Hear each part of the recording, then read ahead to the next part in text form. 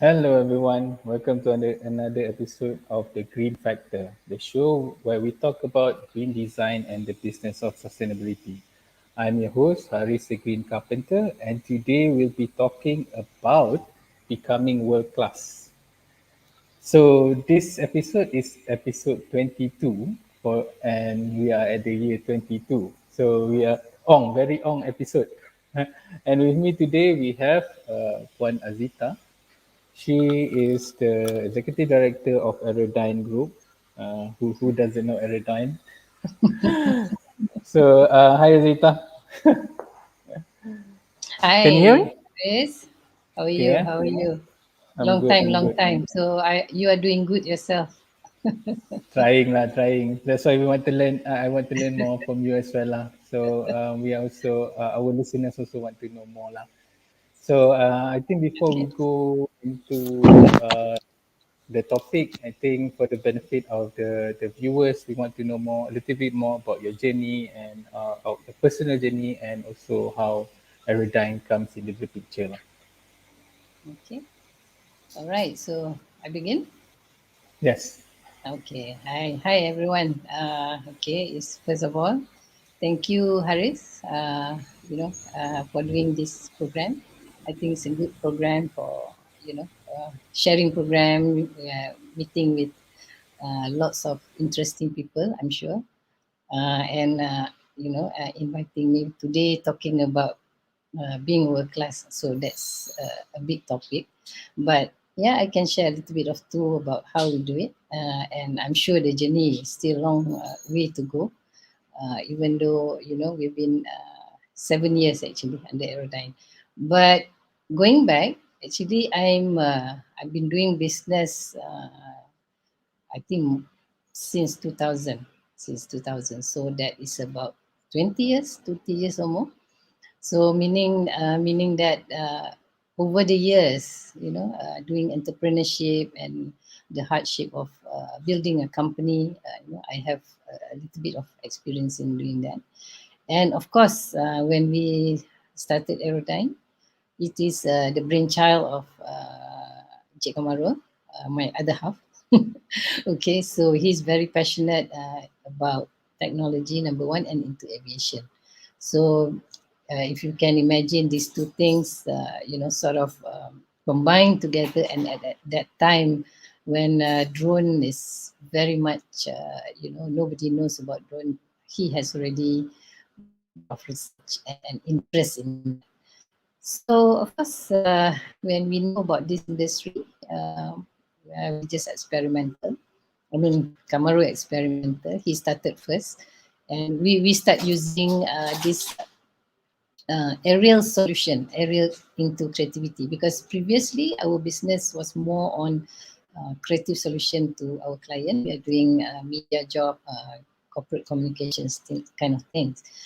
So we try to include drone aerial services into this solution. So, giving nice photo, creative angle, and sort of open up to the possibilities of having nice creative aerial view. People start appreciating, looking from bird's eye view, things like that.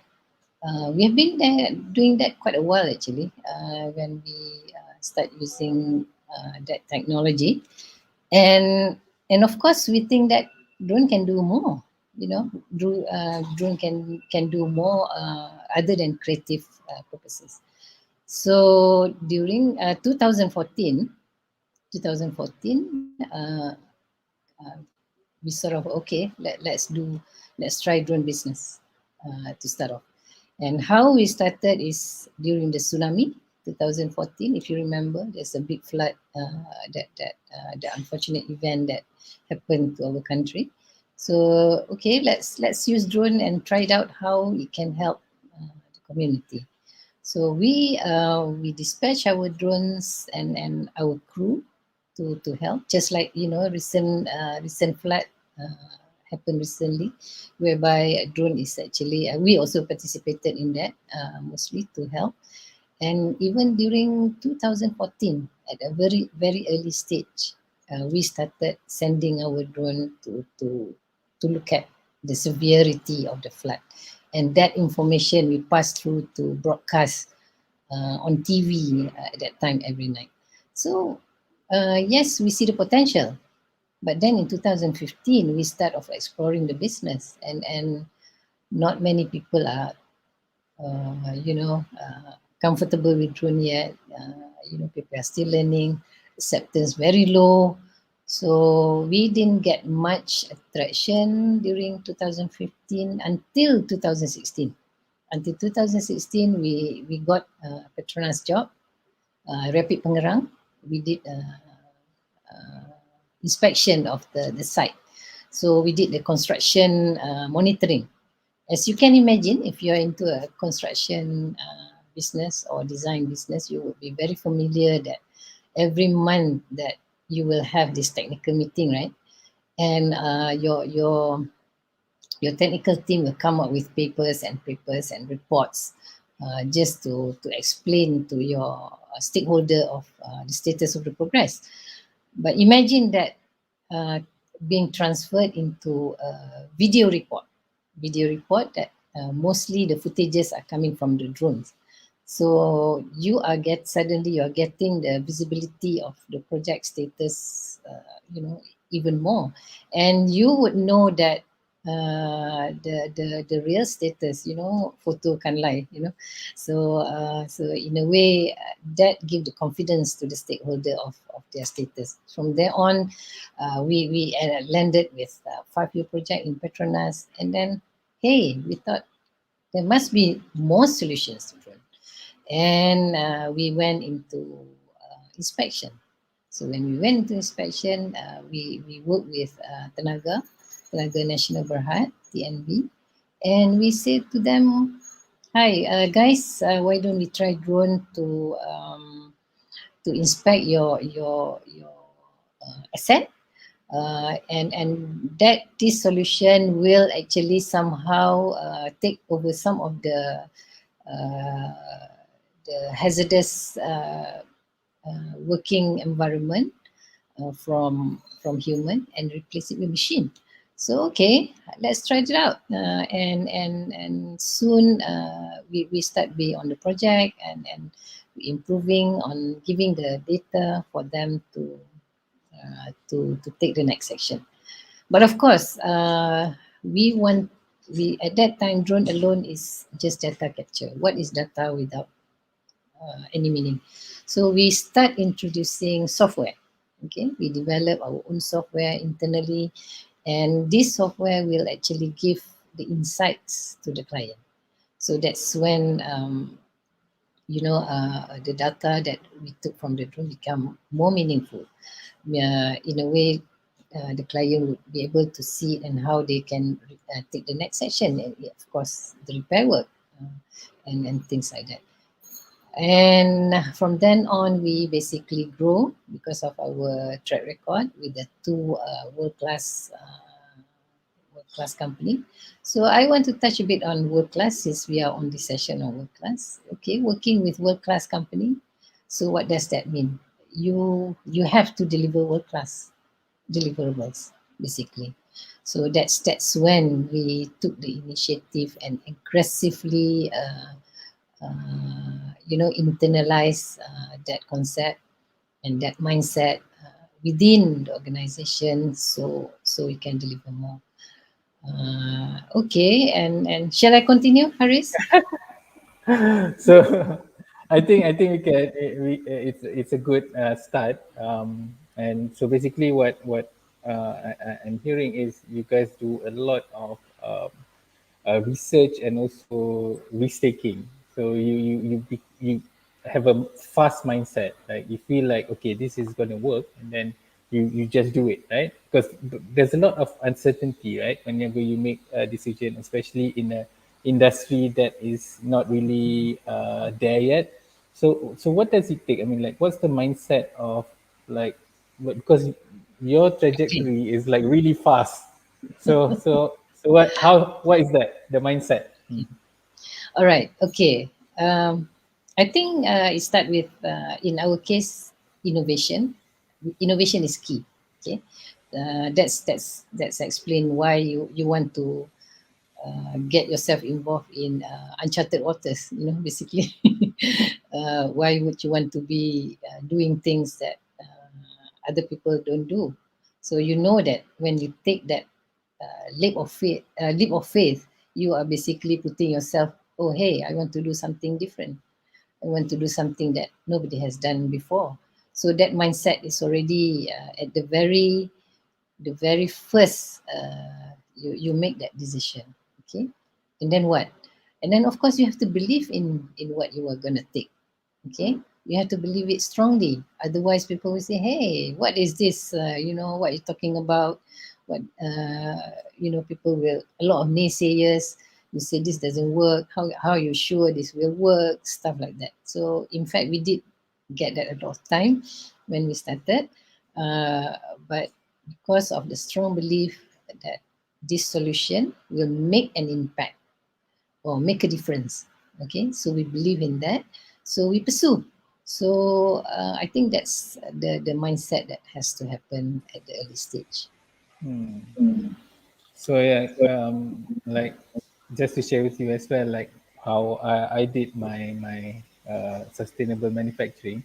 We started in 2012. So at that time, when we start using recycled wood, there's a lot of negative perception. People don't really buy my product. They think Definitely, like, yeah, is it like safe? Is it strong enough? Those kind of thing lah. I think that time like it's still early stages, right? But because of the hipster cafe trend, in 2012, the end of it, start already the hipster cafe, and that is when people start to get into it. And mm, I get a lot of jobs from there, the cafes, and now you are seeing so many people doing it using recycle. exactly. Like all the pellet waste now, it's not waste anymore. People like it's becoming a commodity, expensive. Yes, yes, So I share your frustration. yeah. But I, yeah, I like you wouldn't say, I wouldn't effective, say right? frustration. I wouldn't say frustration. It's just it takes time lah for acceptance. Even we understand that people need enough information or enough to see what's happening.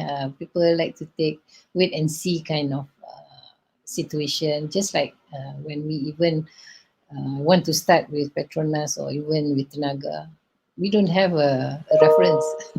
So where to start? So of Yeah, course, yeah, yeah, yeah, yeah. when we went in, we just tell them, we convince them, hey, try do POC with us. That's how we did it. So we did, and we go in, and let's try us. And of course, one thing that very key to this is that you have to have a price point where they will not question you. Okay, you can imagine you come in trying to get people believe in a new solution. Huh? You cannot be more expensive than what they are already paying. It has to be either matching the price or lower the price. It doesn't matter whether you go and tell them, hey, I have this, I have that, I have this, I have that, so you have to pay more. Nobody will listen to you. So what you should be doing is, okay, I give you the same or less, but you will get more. That's how you give them the chance to try you out. That's what we did with Petronas or Tenaga when we started. So Yeah. you give an offer that people say, oh, okay, what's wrong with trying them? There's nothing to lose on our side. So you have to give that confidence to your client, lah, I would say. And since then, our mantra has always been cheaper, better, safer, and faster. So if we cannot do this all four, might as well you don't go in, because these Mm, are the very question that your client will ask anyway. So to correct, start correct. with Understand, understand. accepting new products. Yeah. Okay, Okay. okay, okay. So, one listener from Facebook, Shariza said, "Great sharing. Thank you, Shah, for tuning in." I think what Malaysians, what we have right now, we have a lot of good people, like intelligent people, but we have this perception that we have a low self-esteem, basically, especially in the international stage, right? We feel like we are not good enough. So what can you say about that? Right. Okay. Yes, it's very true. Even until today, I that's the mindset of general public. But how did you come out from that box yourself? Okay, like us, we took that leap of faith. And then when when we spent 2015 and very slow take up from the country, so we say, hey, let's go outside. Okay, so first we went to Australia in 2017. That was our first venture. Even then, also we just participated in Australian in Melbourne. That was uh, Expo in Melbourne, and Connect Expo Connect. We went there and together with holiday lah, partly holiday and partly doing the exhibition. So we just want to try it out. We went in, and to our surprise, actually, they are very keen when they see solid solution. Okay, so what does that mean? That means that, if you have a good product, you can actually make people, believe in what you do. But you just need to go and do it. So after that, we spent a few months going back and forth to Australia. I was like every week going back and forth to Australia, and within 4 months, we secure a project worth 20 million. You won't believe it. It just in such a short time, we got that first job overseas. And of course we got super excited, and from then on, the rest are history. So we want to move further and further. So the growth start is not from internal, it's actually from external. I think that one is a Malaysian formula lah. So guys, if you are listening, if you wanna make it global, Malaysian you have Malaysian formula. You Malaysian have to go formula. out, go out, and then you come back, they will believe you lah. Because why? Kita punya thinking is always, we are just like you said lah. We always feel uncomfortable with our own achievement.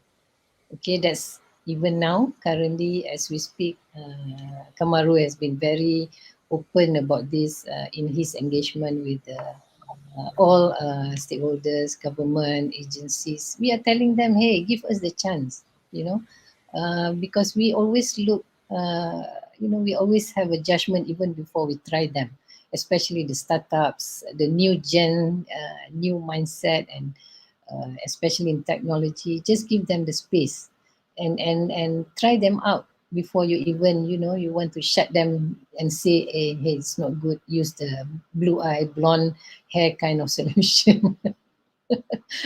But I'm seeing this trend is changing. So that's good news.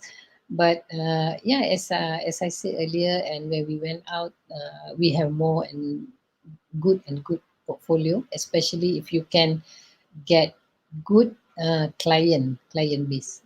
Haris, in our case, it helps us. You try to target the good client base, and everybody know them. That says something about you already. So if you can target a big clients, be in your portfolio, those are nice.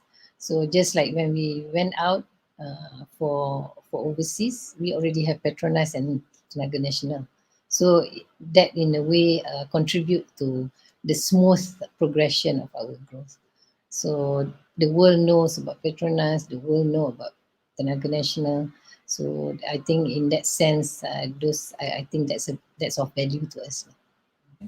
So like believing in yourself, your products, and at the same time building that portfolio, right? So that people have Yes, reference.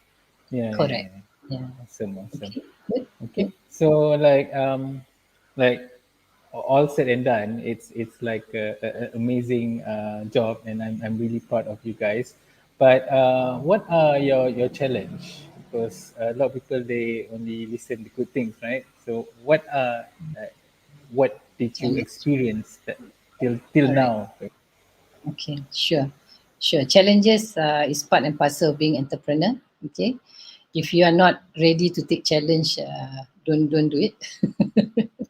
Okay. So of course, initially, most people in a startup company is all about funding. But in our case, we were quite lucky because when we did our previous business in communication, we already making profits. So that one is to take care of our. We are very small and we keep it our cost low and we are making profit every year. So with that saving, we took it out about 1 million at that time. So that's how we started Aerodyne. So when we started Aerodyne, we have some play with the money that we are collecting monthly, so that's give us a bit of breather. But I believe, I'm sure, startup without that kind of privilege would be finding that it's a big challenge.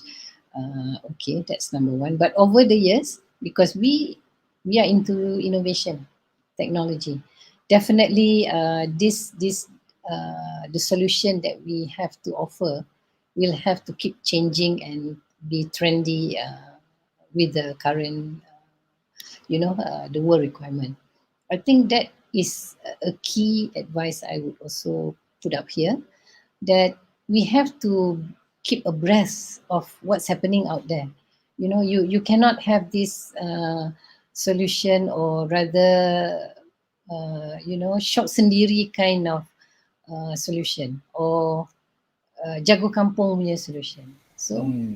take a reality check and always check what other peers are doing, what other things are doing. So in our case, we keep changing our strategy all the time, because we know that, hey, if we are doing this, no, this is not the right one. The future is looking for that. The future, so we keep changing. I think that mindset has to be there, to always look out for the new thing, and not comfortable and with what you already have. I do not know in your case, maybe you have to spend a bit on hardware, but in our case, we too. That machines that you already invested in. But if those are not relevant in the next few years, what are you going to do with it? So you still have to make it relevant. So in our case, drones are like just like any electronic items. Every 6 months there's always everything Yeah, new. yeah, yeah. You can imagine how much we have to keep up with the trend, but it's necessary in our line of business. Okay, I was going to say just now, challenge. Okay, during that time, we want to focus on software. Okay, people always think that drone is always making or manufacture drones. Why would we want to compete with the giants of DJI, for example? Why would we want to compete with hardware giants? I mean, China has many manufacturers. So what we did, okay, why don't we use their drones, or whatever drones that available in the market? What we need to put in is the software, or the brain to, or additional brain to the drone, to fit our business requirement. So that's just the strategy that we took. So until today, we are agnostic about platform. We still use whatever drone that is available today. We are not exclusive to any supplier. So when we put in the software, so that our challenge is to develop the software. So that is our next challenge, tech challenge. What does that come with it? Of course, you need the the best tech people in the company to be able to do it, right? So again, another challenge. So looking for the right tech staff or team to build this software is not easy as well, because we don't want to be doing what's available in the market. We want to do something different, not in the market. So we have to find someone who is really crazy about innovation. So building this team is not easy, I can tell you. So but we are looking and keep looking. And so now, what is the latest challenge? We have grown from 3 people, now we have 700 plus staff, if you can imagine, in 7 years. How many office? How many country? Exposure in 35 countries. Okay, 12 offices, Amazing, regional amazing. offices. So the challenge, what right now? How are you Right solving now that is to make geographical? everybody on the same page. to connect everybody, the 700 plus people that we have now, to be speaking on the same language and for the same goal. So that's our challenge now. And of course, hiring the top talent in the market. And even then also, hit and miss. Yeah. Sometimes you get really passionate, because this What is about the startup. local ecosystem or manpower? Is it available? I mean, Okay, like quite okay? okay. Uh, We have the technical. I have no doubt about that. But I think mindset world class tu a bit kurang lah. I can tell you honestly, because we again, this is a cultural thing lah. It's not so much of us, or or any company. It's a cultural thing. Most people are not. We are still very much happy to be in our comfort zone lah. Haris, if you agree with me. So most of the time kita happy with the or rather comfortable with the success that we have today. We are not really pushing ourselves. So being world class is totally different ball game altogether. You are dealing with the Japanese. You are dealing with your clients are like people, Enel from Italy, the top big companies in the world. So they are looking at different different deliverables, different set of accuracy, different set of refinement. So we have to keep up. And the precision, timing, deadline, those are key, So yeah, it's a yeah, bit tough. yeah, yeah. But it's nice to see like a Malaysian company doing amazing things like you guys. Because like when I was like building up my company, I wanted to make it a global business and all that, and I try to find companies that done it, and they are, but like a lot of it is like a traditional way or like Yeah. manufacturing and all that. So having you guys as a reference point also like make me feel like okay, Malaysia we can do it. We can Yes, you compete. can. Yes, you can. And remember when we met 2015, where were we? You were in our small office in 20, I Forest think 2013, 2015 we 15. met. Yeah. Masa tu lah kita Yeah, baru yeah, start. yeah, yeah, yeah. You can Yeah. imagine it's very quiet office in Filio. I know. So that's why I'm so happy to catch up. We finally able to catch up because you're so busy traveling and all that. So Yeah. before we end the show, we have the last question. So basically, how can our listeners or what is your tips lah for all this who wants to be where you are, emulate what you guys do as well? Okay. I I will put back to the original, the apa, raison d'entrée. What is the purpose you want to go into that business? You have to find it. You know, uh, in your case, I can see that you are very strong into sustainability. You know that this is not available in the market, and you want to have a niche into that, and you know why you want to do that. It's very clear. Even I see it, you sustainably, you also see. It's like we know the public can see it that way. So if you want to start a business, you have to look for a solution that make an impact. Okay, so you if people are doing drone, if I were to do another drone services, I will not be as as far as I can get today, because investor definitely will come and scrutinize you. Why are you so different? What are you giving extra to the impact, to the community, to the world? Those are the kind of question that you have to start thinking. Okay, that's number one. Getting the right business thing in your head. But of course, number two, you have a clear vision where you want to go. Okay, very clear. So in our case, we are very clear we want to be. We want to be sense time of Malaysia. Okay, yes, we want to be the facto drone intelligence, solution that use drone in this business. We want to be known as that. So we have set a target. So it's a matter of getting there.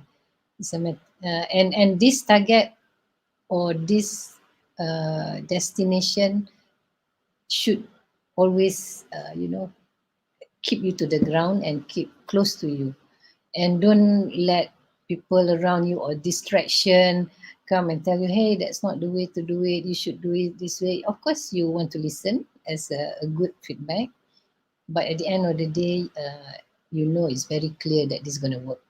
Okay. That's number two. And of course number three, and being perseverance perseverance in continuously solving problem. Okay, there's no short of issues that come every day. You know that is part and parcel, and the mindset of solving problem, the mindset of no fuss, no drama, just deliver. It has to be with you all the time. So to me, I take it for breakfast, lunch, dinner. That's problem solving every day. And of course, the last one I would say, I think to me, I find it, it's always goes back to the values lah. Okay, I'm what I'm doing is actually I feel like I'm also helping. It's not profit oriented. I also feel that I'm helping certain group of people. For example, like now what we are doing is in agriculture. So we want to transform their way of working. The traditional way, the heart wrenching, hot sun, dirty. Let technology does it.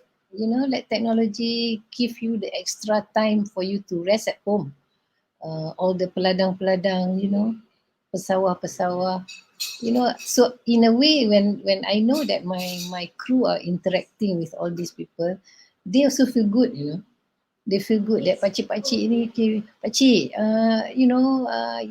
tak apa, biar kami cuba.